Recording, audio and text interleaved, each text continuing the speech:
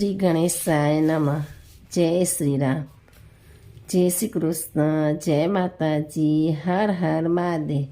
આજે આપણે શ્રી રામ સીતાના પરિણયનું પાવન પર્વ એટલે વિવાહ પંચમી. તો વિવાહ પંચમી રામ સીતાના પરિણય વિશે જાણશું. જય શ્રી રામ.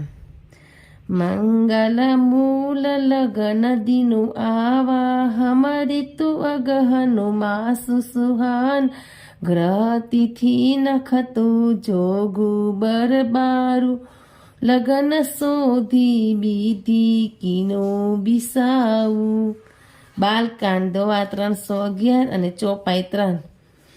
શ્રી રામચરિત માનસ બાલકાંડની કથા અનુસાર સીતાના સ્વયંવરમાં રામ દ્વારા ધનુષ ભંગના ઘોર અવાજથી ત્રણેય લોક ગુંજી ઉઠ્યા. સીતાજીએ રામના ઘરામાં વરમાળા પહેરાવી. તમામ દેવતાઓ જય જયકાર કરી આશીર્વાદ આપ્યા. ત્યારબાદ ઉક્ત ચોપાઈ મુજબ હેમંત ઋતુના સુશોભિત માર્ગશીર્ષ માસમાં મંગળોના મૂળ રૂપ બ્રહ્માએ ઉત્તમ ગ્રહ, તિથિ, નક્ષત્ર, યોગ તથા વારનો વિચાર કરી લગ્ન સમય નક્કી કરી લગ્ન પત્રિકા નારદજીના હાથથી જનક રાજાને મોકલી આપે છે. માગસર સુદ પાંચમના શુભ દિને રામ સીતાના વિવાહ નક્કી થાય છે. આ દિવસ વિવાહ પંચમી તરીકે પણ ઓળખાય છે. આ માંગલિક દિને અયોધ્યાથી સમગ્ર પરિવાર જનકપુર આવે છે.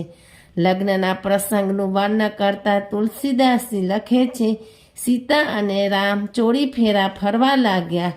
આ મનોહર જોડી વર્ણવી ન શકાય એવી હતી, કેમ કે એને જેની ઉપમા આપીએ તે બધી ન્યૂનતમ લાગતી હતી.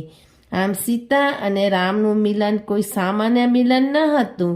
એ તો ધરતી અને આકાશનું મિલન હતું, જેમાં શિવમ ઓતપ્રોત હતું.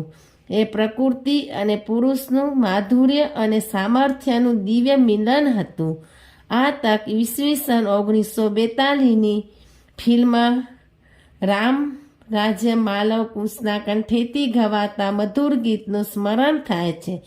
ભારત કી એક સન્નારી કી હમ કથા સુનાતે હૈ, શિવ ધનુષ રામને તોરા મિલા ચંદ્ર ચકોર કા જોરા, जनकपुरी से तोरा नाता अवधपुरी से जोड़ा. શ્રી રામે વિશ્વાસ અને નિસ્વાર્થપણે માતા સીતાને પ્રેમ કર્યા. રામ સદાય સીતાના હૃદયમાં રહેતા.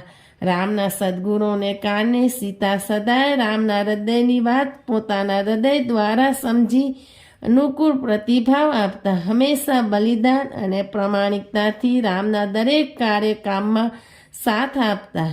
આપણા શાસ્ત્રોમાં રામ સીતાની જોડીને આદર્શ પતિ પત્ની માનવામાં આવે છે. વિવાહિત જીવનમાં મધુરતા લાવવા ત્યાગ, વિશ્વાસ, નિસ્વાર્થ પ્રેમ, સેવા, પ્રામાણિકતા જેવા સદ્ગુણો કેળવવાની શીખ આપે છે, જે સહ માટે અનુકરણીય છે. વિવાહ પંચમીના દિને દંપતીએ રામાયણના બાલકાંડની કથાનું શ્રવણ પઠન કરવાથી તેમજ ઓમ જાનકી વલ્લભાય નમનો જાપ કરવાથી શ્રી રામ સીતાની કૃપા હંમેશા બની રહે છે. તેની સાથે જ વિવાહિત જીવનમાં સુખ, સમૃદ્ધિ, સામર્થ્ય, સ્વાસ્થ્યની પ્રાપ્તિ થાય છે. આથી ગુરુ નાનક એક ભજનમાં કહે છે, રમન રામ સો કર પ્રાંત શ્રવણ ગોવિંદ ગુણ સુનો, અરુ ગાઉ રસના ગીત કર સાધુ સંગત સુધીર માધો, હોય અતીત યુનિત કહે નાનક રામ ભજલે, જાત અવસર બીતરે મન રામ સો કર પ્રીત. જય શ્રી રામ, જય શ્રી રામ, જય શ્રી રામ. હર હર મહાદેવ.